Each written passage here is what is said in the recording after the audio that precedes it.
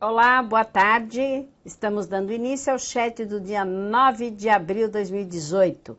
Hoje com perguntas para mais de metro. Atrasamos um pouquinho, porque afinal de contas, em São Paulo tudo atrasa. Estamos aqui com o Valdinei, com a Patrícia, com a Iana e com muitas perguntas que mandaram por e-mail. A primeira pergunta aqui é do Valdinei Luiz. Ele diz: boa tarde, professora Fátima, e aos colegas presentes no chat. Gostaria, se possível, de um esclarecimento. A busca pela profissão possui aspectos inconscientes nos mecanismos de defesa. Mais especificamente, a sublimação seria meu foco. Uma pessoa que gostaria de matar se transforma em policial para ser socialmente aceito? Isso cabe para a psicologia/psicanálise? Poderia explicar? Tenho receio de ser grosseiro. Não, Valdinei, você não está sendo grosseiro, absolutamente. Eu acho que a pergunta é extremamente pertinente. Freud vai dizer que o mecanismo de defesa da sublimação é o único mecanismo que deu certo. Veja bem, quando a gente fala os mecanismos de defesa, nós estamos nos referindo à descarga das pulsões, que não é somente da agressiva, é da agressiva e da sexual. Então, não só desejos sexuais que não podem ser praticados pela moral vigente da pessoa e atos agressivos que não podem ser também cometidos pela pessoa, ela vai fazer uma sublimação. O Freud escreve um livro inteirinho dedicado ao Leonardo da Vinci, porque ele acha que o Leonardo da Vinci sublimou todos os impulsos. Por isso, ele transformou aquilo em coisas positivas para a sociedade. A sublimação é uma substituição da descarga pulsional deslocado para um ato social positivo, para o esporte, para o lazer, para a ciência. Então, por exemplo, você falou de um policial que quer matar. Necessariamente um policial não quer matar, e ele não se torna policial, não é bem assim, porque senão fica uma coisa meio de jargão. Eu diria para você assim, que talvez seja uma forma mais... E também não é que isso vai acontecer com todos os profissionais. É sempre assim, poderá acontecer. Então vamos supor que um médico, ele se torna cirurgião, porque ele vai cortar as pessoas para que elas obtenham saúde. E existe um assassino, um filme chamado Dexter, que ele mata as pessoas cortando em pedacinhos. Então, o Dexter virou um psicopata e o cirurgião virou um grande médico. E ambos partiram de uma descarga pulsional. Um sublimou, o outro não. Por que que um sublima? Aí tem toda uma questão psicanalítica intensa. Teríamos que ver toda a matéria de Freud. Mas é assim que funciona. Uma mulher, por exemplo, uma mulher, eu digo porque isso é mais comum, que tenha muita raiva, uma raiva intensa de um familiar, sinta muito ódio, e ela não gosta daquilo, ela não concorda com aquilo. Ela vai e se torna uma pessoa extremamente caridosa e ela vai para um lugar onde ela só dá doação, ela se doa intensamente. Ela está sublimando aqueles desejos de ódio. Uma pessoa, por exemplo, que tenha desejos sexuais com os quais ela não concorda, né? Ela poderá se tornar uma pessoa que vai vender produtos para limpar. Produtos maravilhosos, ela cria produtos de limpeza, porque o sexo seria uma sujeira. Ou seja, a pessoa transforma as suas pulsões em algo que seja não só aceito pela sociedade, mas como seja benéfico. Isto é a sublimação. Tá bem, Valdinei? Mas essa é o único mecanismo de defesa que a gente nem precisa tratá-lo, porque ele já é uma solução. Mas ninguém sublima 100%, nunca se esqueça disso. Não há 100% de sublimação. Há uma porcentagem de sublimação. E nós, psicanalistas, vamos nos ocupar sempre dos outros mecanismos de defesa que são seguramente terríveis. Agora eu tenho aqui a Patrícia. Eu não sei se você entendeu, Valdinei, mas se ficou alguma coisa por explicar, você pode falar aqui no chat. A Patrícia diz: boa tarde a todos. Professora Fátima, estou na 4ª semana do curso de Psicanálise Integrativa. E gostaria de exemplos, por favor, de catexia do ego, fantasia e objeto. Obrigada. Bom, vamos lá, vamos começar pelo mais simples. Objeto em psicanálise não é que nós estamos vendo uma garrafa que você fala assim, isso não é uma pessoa, isso é um objeto, né? Vou aproveitar até tomar água. É verdade, eu peguei um objeto. Mas na psicanálise, o objeto toma um outro significado. É aquilo que é objeto da nossa pesquisa, a pessoa que é objeto do meu amor, objeto da minha neurose, objeto do meu ódio. Então, o objeto pode ser qualquer coisa que seja representativa de emoções, de pensamentos e de sentimentos. A fantasia é aquilo que não é real, não é? Aquela fantasia externa de que, por exemplo, é que depois nós vamos falar de catexia, né? Porque tudo isso se interliga. A fantasia é se eu disser assim, olha gente, eu estou fazendo um chat para vocês aqui em 1820, quando não existia luz elétrica nem internet.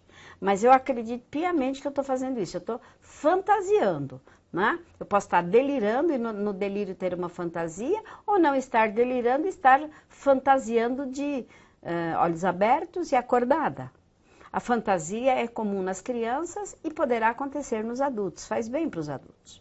Agora, quando você fala de catexia do ego, a palavra catexia, ela tem o significado de quantidade energética que o objeto está catexizado. O que isso quer dizer, Patrícia? Eu vou fazer uma pergunta assim, suponhamos que eu estou conversando com você e eu pergunto assim, Patrícia, a sua mãe está catexizada dentro de você com uma quantidade de energia positiva ou negativa?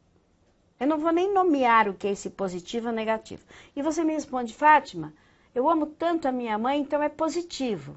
Então a catexia de amor que você tem pela sua mãe é muito grande. A catexia do objeto é a quantidade de energia que nós temos dentro de nós daquela pessoa, daquela representação, daquela cena, daquela lembrança, daquela emoção. Eu estou extremamente catexizada de uma professora que foi importantíssima para mim. Então, o meu ego, que é o meu eu, que é a minha consciência, tem uma quantidade energética daquela pessoa, mas não é uma energia que saiu dela. Eu criei essa energia dentro de mim com as minhas emoções. Então, eu tenho uma emoção de felicidade quando eu vejo essa pessoa. A quantidade de catexia da felicidade é enorme. Então, em psicanálise, disse assim, catexia é a quantidade de energia que investimos em um objeto. Nós, seres humanos, investimos num objeto. Então, se eu me apaixono com muita intensidade, eu crio uma catexia dentro de mim em relação àquele homem extremamente absurda. Necessariamente não é o que ele sente por mim, nem o que ele pensa, nem o que ele faz, mas é a fantasia que eu crio e sinto dentro de mim. É a quantidade de energia catéxica. Tudo isso é muito, às vezes, complexo de ser entendido, porque, sabe, Patrícia, e todos vocês que estão ouvindo, porque muitas vezes, no nossa terapia, quando nós estamos falando de um sentimento muito forte, a gente entende a quantidade de catexia. Ou quando nós atendemos uma pessoa, nós entendemos a quantidade de emoção que a pessoa tem quando fala daquele assunto, quando pensa. Então, a gente entende a catexia muito mais na prática, tá? Eu estou aqui, eu recebo sempre aqui no celular, tá bom? As perguntinhas que vêm por e-mail. Então, eu espero que você tenha entendido. A Patrícia diz assim: catexia, condensação, elaboração e deslocamento são a sequência de uma ação? Desculpe a pergunta, mas por enquanto, conforme a orientação, só estudei separadamente. É que assim, Patrícia, eu vou te falar em psicanálise, como em qualquer ciência. Por exemplo, quando nós vamos estudar, nós vamos para a escola, a gente separa matemática, física, português, geografia. tem que ser separado para a gente poder estudar, mas na vida tudo acontece ao mesmo tempo. Então, a catexia é uma coisa, que eu já te expliquei. A condensação, por exemplo, é um fenômeno que ocorre na criança, poderia acontecer no adulto, mas a criança faz isso. Imagine que você tem 1 litro de leite. Você ferve e você condensa isso numa latinha. Aí chama-se leite condensado. Então, numa criança, o que pode estar condensado? Ela pode dizer a palavra assim, mamá. E, na verdade, ela tem todo um pensamento e um desejo dentro dela que é o seguinte. Mamãe, me pegue no colo, me beije, me dê banho, me dê de mamar, me dê carinho, fique perto de mim. Ela condensou tudo isso na palavra mamá. Então, aí temos a condensação. A elaboração é a compreensão psíquica disso. E o deslocamento é quando a gente desloca a energia, por exemplo. Eu tenho uma catexia, uma paixão pelo meu pai. E eu desloco isso para o meu namorado. Eu desloco de um objeto para o outro. Tá bem? A Iana diz, professora Fátima, o arquétipo, segundo Jung, tem conexão com as diferentes personalidades dos indivíduos? Sim, mas aqui é muito complexo, porque o arquétipo, ele está ligado ao inconsciente coletivo, né? E a personalidade tem a ver com as máscaras, com as personas que nós vestimos no dia a dia. Então, você teria que juntar a persona, né? Que são as facetas. Eu sou professora, sou mãe, sou amiga, sou terapeuta, sou esposa, sou uma porção de máscaras, de personas, e ao mesmo tempo eu tenho os arquétipos da minha existência. Então você pode associar a personalidade sim, tá bom? A Dolores diz o seguinte aqui. Aula muito boa, estou ansiosa para assimilar todos esses conteúdos. Por gentileza, em relação ao determinismo psíquico, dependendo do caso, posso pensar também em vidas passadas? Não, Dolores. Do ponto de vista do Freud, não. Porque não há uma relação que se possa provar nesse aspecto. Quando eu falo disso, é de uma relação, mas é de uma outra coisa. Nós não podemos provar essa relação do ponto de vista freudiano. Freud nunca falou isso. Nem Jung, nenhum dos autores, né? Quem fala isso sou eu, Fátima Mora. Tá bom?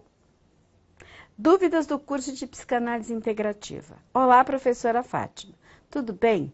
Me chamo André do Nascimento, aluno do 1º módulo do curso de psicanálise integrativa, EAD, e gostaria de fazer uma pergunta. É certo afirmar que para buscar o fortalecimento e equilíbrio do ego, devemos refrear os impulsos do id? O domínio do ego traz o equilíbrio interno ao sujeito? Sim, André, sim. Só que esse refrear os impulsos do id não é uma tarefa assim, agora eu desejo não fazer isso. Porque boa parte do id está inconsciente. Então, para refrear esses impulsos, é claro que uma parte está na educação, não é? Que os pais, que a sociedade, que a escola, que a religião, enfim, todos fornecem elementos de repressão que colaboram na nossa educação e refreiam os nossos impulsos. O primeiro é o controle dos esfíncteres, quando te ensinam a usar piniquinho. Não pode fazer xixi, cocô no chão, tem que fazer no piniquinho. Então, é o primeiro controle que você está tendo. Entendeu? Que você traz o domínio do ego. É o ego que diz assim, agora estou com vontade de ir no banheiro, vou esperar um pouco e vou lá fazer xixi. Mas isso está inconsciente. Então, muitas vezes esse domínio precisa de uma psicoterapia muito profunda, porque senão você não consegue fazer o domínio desses impulsos, tá bem? O Elias Nascimento diz o seguinte. Olá, professora Fátima. Sou Elias Nascimento, aluno do curso de formação em psicanálise integrativa IAD, atualmente no módulo de Freud. Módulo 1. Gostaria de saber como ocorre, se ocorre, o complexo de Édipo e de Electra em pessoas que viveram a infância e início da juventude em situação de abandono, sem as presenças de pais ou substitutos. O complexo de Édipo pode não se manifestar em algum indivíduo E se sim, isso provavelmente desdobraria em neurose. Veja bem, Elias, o complexo de Édipo, segundo Freud, é uma questão de todos os seres humanos. Não há como fugir do complexo de Édipo. Por quê? Porque o complexo de Édipo e Eletra, Freud nunca aceitou. Isso quem falou foi o Jung. O complexo de Édipo, ele é biológico, na medida em que a criança tem necessidade, por medo de sobrevivência, de não ter ou o pai ou a mãe ou o substituto que fique com ele 24 horas para amá-lo, para cuidá-lo. Então, todos têm complexo de Édipo. Todos, absolutamente todos. O problema seria que em alguns o complexo de Édipo, por outras razões, né, por outros fatores genéticos, sociais, comportamentais, culturais, familiares, vão fazer com que esse Édipo seja maior ou menor a sua expressão. Ou seja, tragam. E o Édipo é sempre uma neurose. Então, todos somos neuróticos. Não há como. Né? Então, a expressão do complexo de Édipo vai ser uma expressão que ocorre a partir dos 3 anos de idade, quando a criança percebe que ela depende de quem cuida dela. Eu não vou colocar pai e mãe, pode ser avó, pode ser creche, pode ser tipo, qualquer pessoa, ela depende do adulto. Então ela se apaixona por esse adulto, ela tem uma necessidade intensa desse adulto. Agora, se ela sofreu abandono, ela pode ter o Édipo invertido, duplicado, pode ser muito maior, porque ela pode ter amor e ódio pelos pais, como diria Melanie Klein. Então, assim, sempre vamos ter complexo de Édipo. Agora, é preciso ver se é um complexo de Édipo muito intenso, que pode nos prejudicar, se é um complexo de Édipo, porque o Édipo, ele vai resultar em ciúmes, em posse, em competição, em disputa. Então, isso é que é necessário ser esclarecido, tá bom? A Carla diz, boa tarde, Carla. A Iana pergunta, a psicanálise integrativa, ela não é focada só em Freud, mas no estudo geral de outros pensamentos. É errado que nos identifiquemos com algum pensamento, por exemplo, se identificar com Jung? Claro que não. Por exemplo, eu vou te dar um exemplo, Iana. Você pode pegar o arquétipo do complexo de Édipo. Você juntou Freud e Jung. A ideia é que a psicanálise ortodoxa só quer que as pessoas pratiquem Freud, Lacan, Melanie Klein. Não aceita o Jung e o Reich. A psicanálise integrativa quer que a gente pratique todos os autores. A questão da identificação, talvez você esteja gostando da teoria, mas é preciso, Iana, que depois, na hora da prática, quando você for aplicar os autores, você veja qual é o autor mais eficaz. Uma coisa é aquele mais gostoso de ler, de entender, e o outro é aquele que, para aquele paciente, por exemplo, Iana, você tem um paciente que sonha alucinadamente. Ele é um paciente para Freud e para Jung. Você tem um paciente que não quer saber de desenhar, só quer falar. Ele vai para a livre associação. Você tem um cara que não fala e que também não quer desenhar. Ele vai para a Reich, ele vai para o corpo. Então, quem dá a demanda de que autor nós vamos usar é o paciente. Isso independe de com quem a gente se identifica. Nós, psicanalistas, a gente pode gostar das teorias, mas não vai depender de nós se a teoria é boa ou não, porque nós gostamos do autor.